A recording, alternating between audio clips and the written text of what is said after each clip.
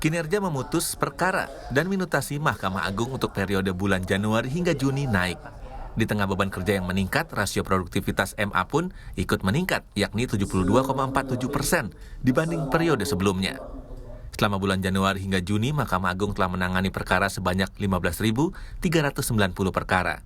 Dari jumlah tersebut, Mahkamah Agung berhasil memutus sebanyak 11.544 perkara.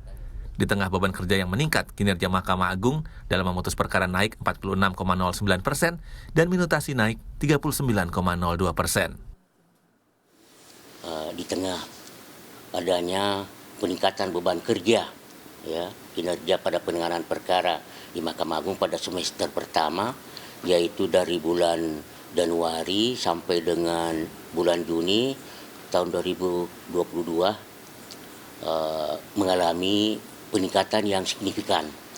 Nah, untuk jelasnya kami dapat jelaskan kinerja memutus perkara itu meningkat hingga 46,09%.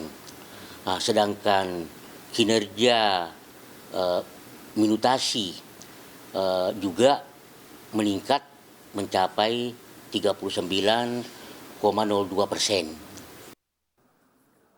Adapun indikator yang digunakan untuk mengukur peningkatan kinerja Mahkamah Agung adalah rasio produktivitas memutus perkara yang berada di atas 70%. Untuk periode Januari hingga Juli, rasio produktivitas MA dalam memutus perkara meningkat dari periode sebelumnya, yakni sebesar 72,47%. Salah satu indikator kinerja utama Mahkamah Agung adalah rasio produktivitas memutus perkara di atas 70%. Apa itu rasio produktivitas memutus perkara? Itu adalah perbandingan antara jumlah perkara yang diputus dengan jumlah beban kerja pada periode tertentu. Nah, jumlah beban perkara pada semester pertama 2022 adalah 15.950. Sedangkan jumlah perkara yang diputus sebanyak 11.544 perkara.